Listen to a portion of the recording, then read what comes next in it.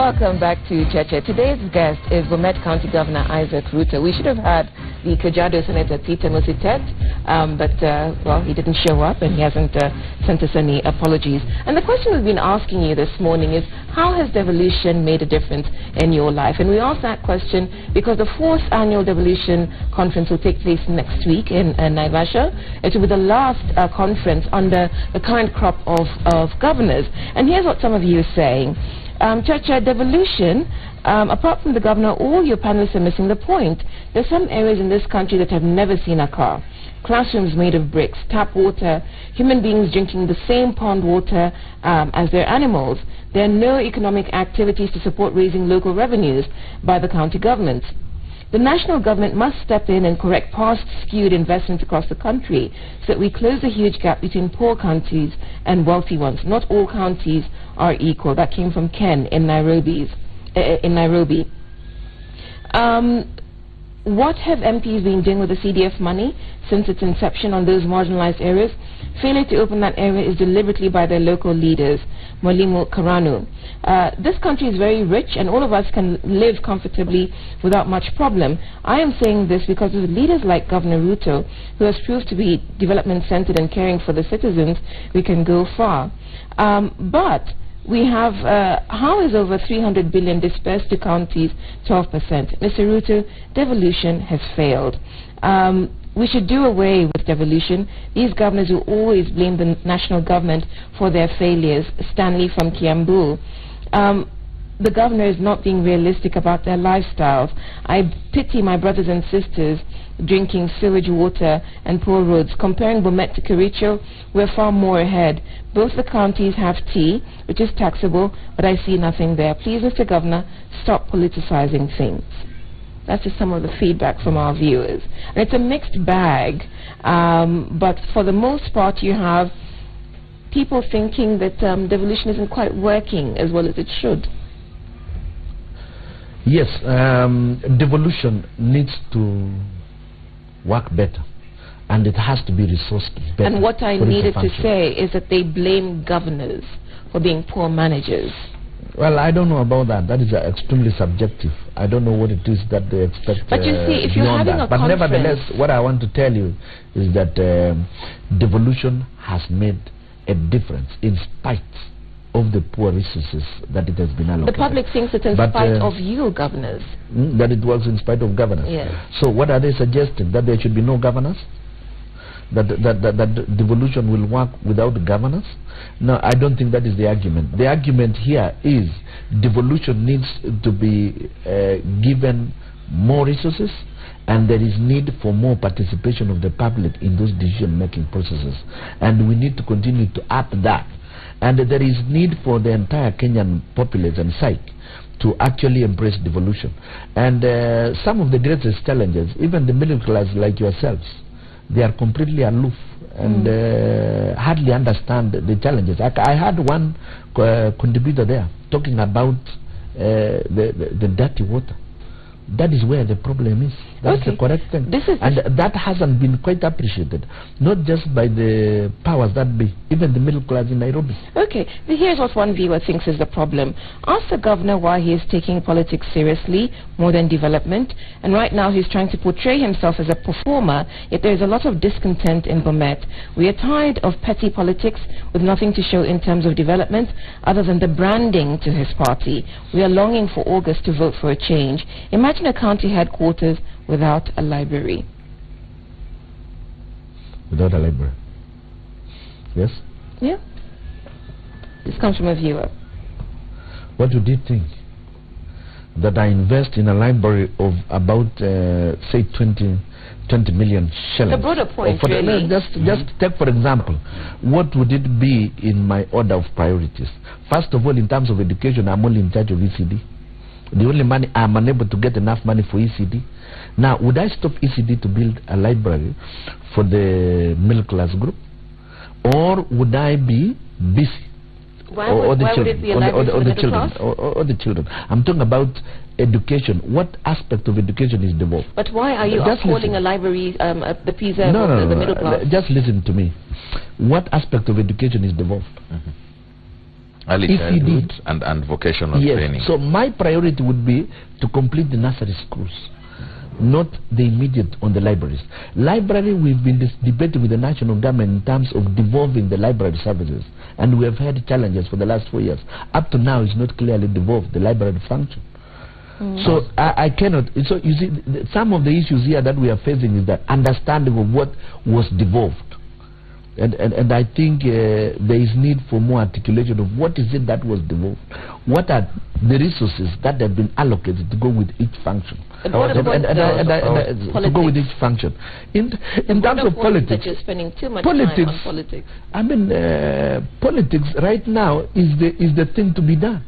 Because this is 2017. Right. That is 2017. Everybody must do. You launched your party, what, last year? This is a country led by politics, by the way. It is not civil service. No. Every politician must associate with a political party. And so is that the reason why we can't appreciate development in areas like in all countries, political parties have to be developed. For it is a vehicle for management. And it's a vehicle for debate on ideas. It's a vehicle for debate on programs. Without political parties, you would have no serious leadership at all. Because this is competition. A section of political class in Kenya is busy in Meru right now, or they were there yesterday and the other day. They must sell their policies and they must keep the sitting government in check. The entire national government has been out for more than a year, or the last 6 months, also doing the same. Are you telling us that this year we should just go and sit in the offices and do nothing? Let me go back to health. When you sit in your office, you do nothing? Is that what you're telling us? No, do nothing on politics. That's what I'm saying. Yeah. Let me go back to health. Before we went to the break, I was asking about the doctor. Our time is running out. And I was suggesting to you that you insisted on devolution. Yes. On development of health services. Yes. And the doctors themselves didn't want that. Yes. And there is massive strike now. Yes. I don't know the situation in Bomet, but what have you done about health in your own county? For example, in my own county, that is where medical services work, in Bomet. So no doctor is on strike in Bomet. My medical facilities are working full-time, and in fact, we are assisting the neighboring counties. My challenge currently is where to get drugs, because I'm now spending 4 times what I normally spend on medical services. My bills have shot up 4 times. Because you're paying doctors more or something? No, it's because we are now using more drugs. We are now using more non-farms. And I've already communicated anyway with the National Ministry of Health, and they have promised to continue to give me more support. Because that is the area where medical services is working. Are you suggesting your doctors are not unionized? No, are you saying that as soon as they get unionized, they should stop working? No, I'm saying because all the doctors in the union. So you would rather they are in some union that forces them not to work? I don't know, because the point I'm making across to you is that no doctors are on strike in Bomet, and that is public knowledge. And we are offering medical services in Bomet, and that is where medical care works, and that is how devolution should be. Now that you've said politics drives ideas on development and all, why don't we get to Rift Valley? A political party leader who is not yet decided on which presidential candidate is going to vote for, how does that sit? Let me tell you, we've made it very clear that first of all, the political elite must commit themselves to the things that we believe in as a party. One is that they have to commit themselves to devolve 45% of the resources as per CRA recommendations. They have to commit themselves to that. What is the issue there? Unless I can only vote for you not because you come from a certain tribe. I cannot vote for you simply because you look good. You have got to show me your programs. Most of the presidential candidates hadn't done that. Yesterday, I just heard it from NASA that they are saying they made a commitment, and it was in yesterday's Nation. I think it's at page 4 or page 5 there. They were saying they will devolve 45%. That's a good start. That's a very good start. So you're leaning toward NASA. You didn't expect me to just say I will support a name. I don't look at a name. I look at what is on offer for Kenyans. We are just debating now the solution to the problems. Anyone who wishes to lead Kenya must show us how he's going to solve the problem. First of all, he must understand the problem. Then how is it going to be solved? So that we don't keep on coming to television here to complain day in, day out year in, year out. We must have solutions on the table. So are you leaning towards NASA is the question? I'm saying yesterday I saw something good in NASA. I would like to interrogate them more and listen to them from a list of what I have. If they can tick all of them and say this is it, we are committed to this, then we will debate within the Chama Mashinani party. It will not be made by a single individual, Gol Isaac Ruto. We are many in Chama Mashinani. One of the things to tick, does it include allocation of seats or offices? Yeah? One of the things that you'd want ticked, does it include allocation of a seat for Chama Mashinani? Obviously, that would be one of them. Yeah, because how do you influence policy? Unless you are on the table discussing the policies, you've got to ensure that the policies that you stand for are implemented. That is the essence of political parties. Why did you have to form your own party instead of joining, say, whatever, CORD or... I was in URP, and URP was dissolved. And it was dissolved, and then another thing is that one of the issues that we had committed ourselves to do as Jubilee was to devolve 40% of the resources, and it is in that manifesto, and they refused to do just that, and I disagreed. The junction, When you say they, was it President Kenyatta or was it the Deputy President? When I say they, I mean the entire party and leadership echelons. But remember, the current dispensation is such that the President and the Deputy are basically the prime movers. Remember that the CSS are not politicians. Therefore, I cannot hold them to account. But the people whom we hold to account is the President and the Deputy President. Why didn't you implement the manifesto, the agreed manifesto? What happened? And why did you deliberately refuse? And whether it is Parliament or not, they are the leaders. They take the responsibility. The junction where you parted ways with the former Prime Minister Raila Odinga was a Mao issue. You were very vocal about it. Yes. You no longer talk about it. Was it resolved? The Mao question hasn't been resolved. But the eviction, you know, by the time we went into elections, eviction was more or less completed.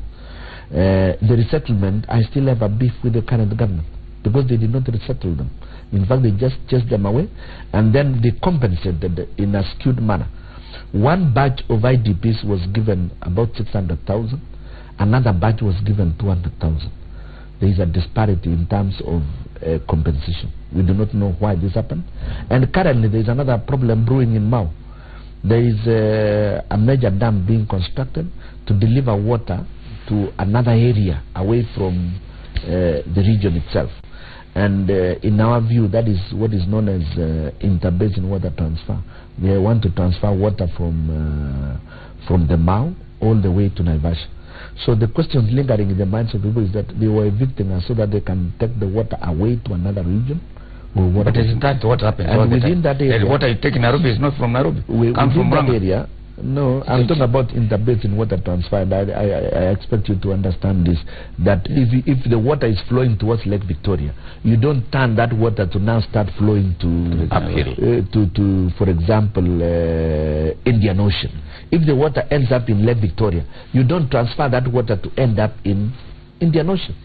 This is a serious question. It has environmental queries. It has so many queries that need to be answered on that.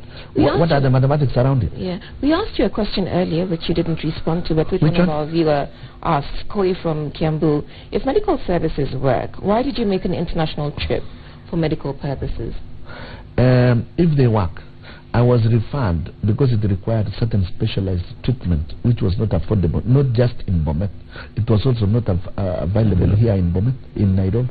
I was taken to South Africa by the Nairobi hospital for that particular operation. I suppose the broader context for Koi's question is, again, going back to the lifestyle of governors versus the people you lead. How many of your people would have access to medical services that you have access to?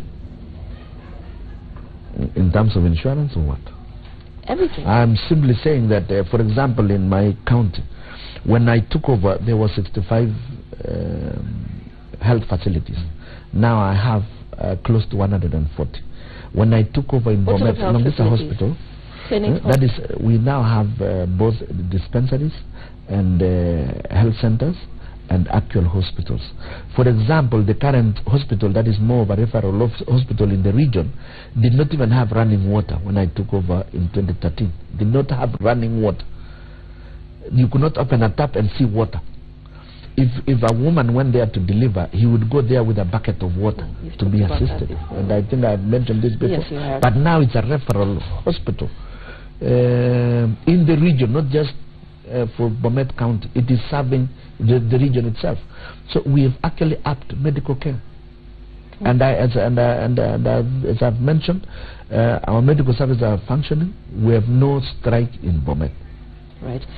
So some final messages from our viewers as we wind up. Devolution has improved infrastructure and technology. It's politics and greed that hinders development.